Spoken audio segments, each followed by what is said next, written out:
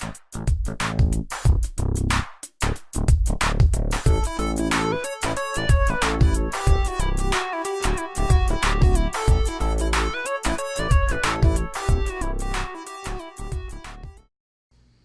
again, watch friends. Welcome back.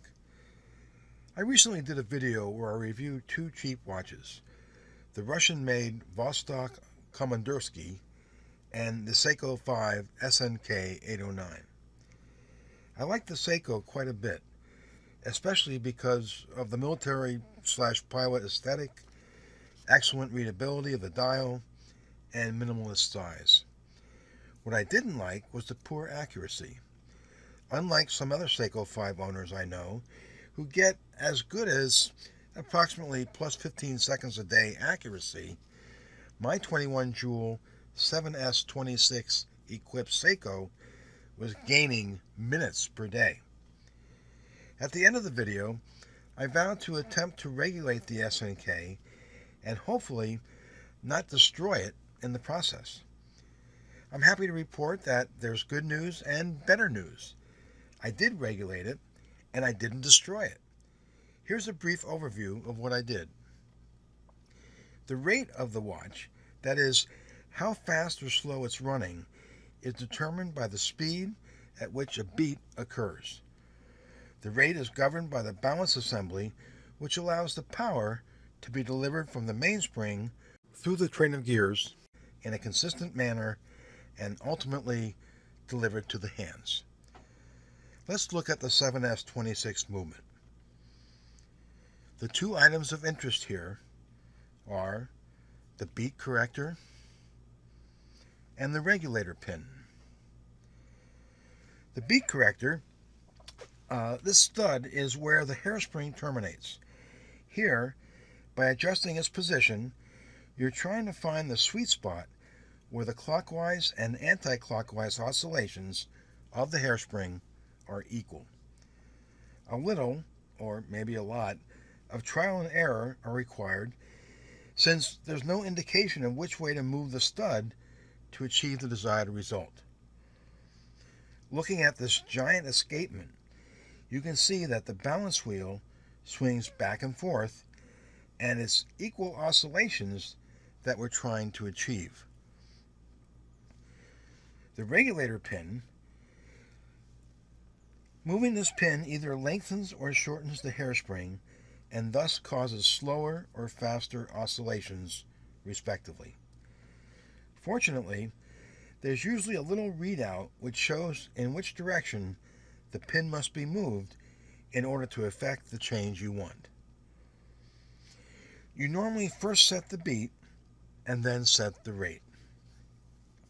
Warning: adjusting the beat corrector pin or regulator pin incorrectly can damage your watch.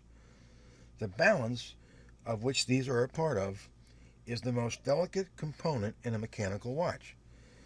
Careful, tiny adjustments are the order of the day here.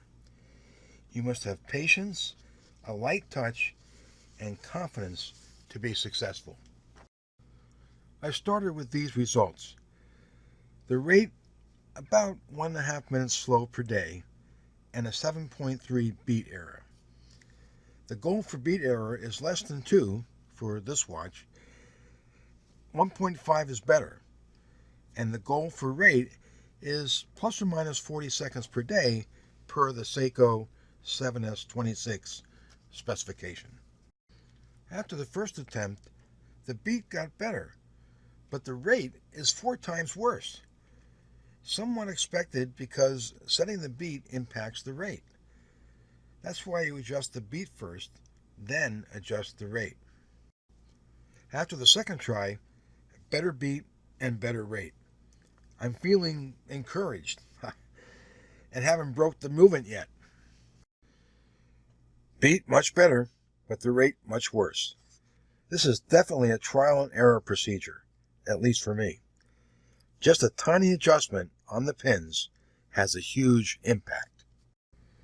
Here, the rate is better, but I must have bumped the beat stud.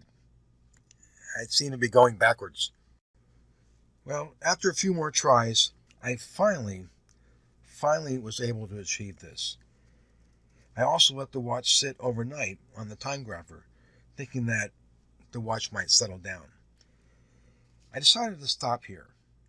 The beat is very good at 0.3, and the rate is within barely the spec.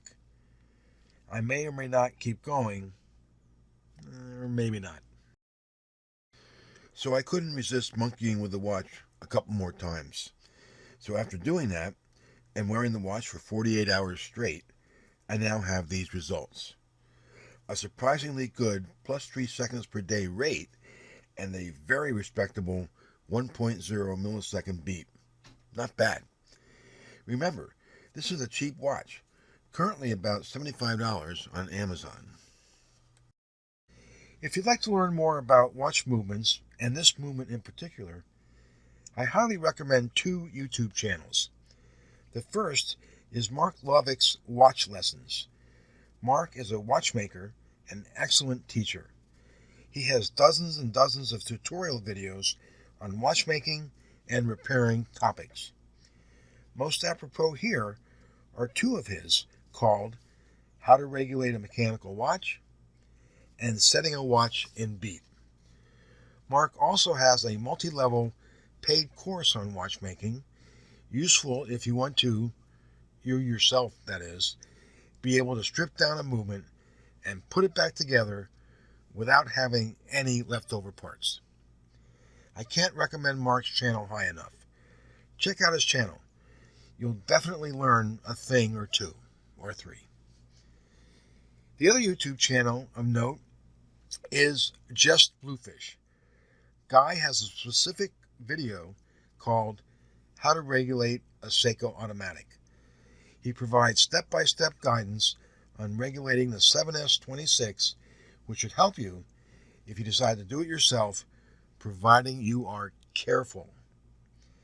I'll provide links to all 3 of these videos in the description below. Anyway, I enjoyed my journey of improving my SNK809, and now I like it even more. I even put it on a new strap. I like how the red accents on the strap complement the red tip second stand. Very appropriate, I think. If you enjoyed this video, please give it a thumbs up, share with your watch friends, and subscribe if you haven't already done so that you'll be alerted of new content. Thanks for watching, and I'll see you next time.